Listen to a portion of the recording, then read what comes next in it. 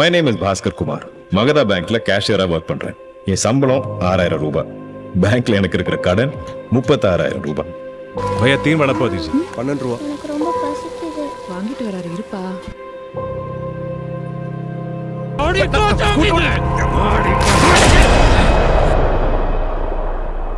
வண்டியை கொடுத்துட்டு வண்டி எடுத்துட்டு போ. எனக்கு ஒரு துண்டு கேக் கொடுக்க கூட யோசிக்கிறாங்க. என்ன மனுஷங்க? பணம் இல்லைல்ல, பணம் இருந்தாதான் பாசம் மரியாதை நாமே கிடைக்கும். சம்பாதிக்கணும், சம்பாதிச்சு காட்டுறேன். 2 நாள்ல எங்க அப்பா ஹாஸ்பிட்டல் செக்அப் கூட்டிட்டு போனோம். ஒரு வாரத்துல என் பையன் ஸ்கூல் ஃபீஸ் கட்டணும். Very sorry sir. Last week என் தம்பிக்கும் தங்கச்சிக்கும் காலேஜ் ஃபீஸ் கட்டிருக்கணும். ப்ரொமோஷனோட வீட்டுக்கு வருவேன்னு எல்லாரும் வெயிட்டிங்.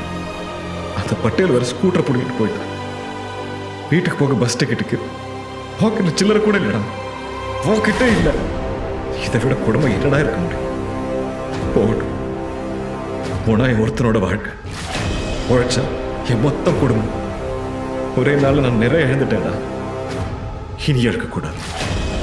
ஜெயிச்சுட்டு தான் நான் வீட்டுக்கே போவேன். ஷேர்ஸ்ல 2 வீக்ஸ்ல 70 lakhs, 4.5 times profit. எங்கிருந்து ஆரம்பிக்கலாம்? எங்கிருந்து ஆரம்பிக்கலாம்?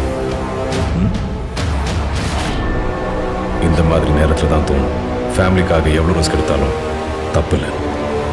அதான் இவ்வளோ காசு எங்க இருந்து? யாருக்கும் சொல்ல மாட்டேன்னா சொல்கிறேன். ப்ராமிஸாக சொல்ல மாட்டேன். எனக்கு ஆண்டனி ஒரு ஃப்ரெண்ட் இருக்கார். அவர் கூட சேர்ந்து இம்போர்ட் எக்ஸ்போர்ட் பிஸ்னஸ் பண்ணிட்டுருக்கேன். பேங்க் எம்ப்ளாய் இல்லையா, அதான் கொஞ்சம் சீக்ரெட்டாக பண்ணிட்டுருக்கேன். படிச்சுட்டேன்.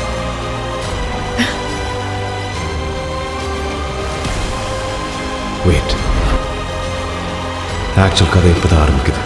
ஒரு சாதாரண பேங்க் எம்ப்ளாயி அக்கௌண்ட்ல 100 கோடியா?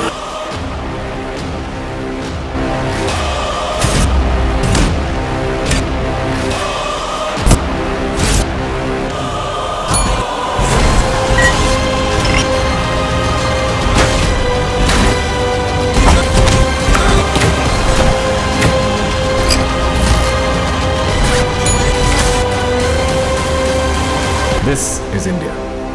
பொருள் வேணும்னா பணம் கொடுத்து வாங்க. ரெஸ்பெக்ட் வேணும்னா பணம் நம்ம உடம்பு மேல தெரியணும்.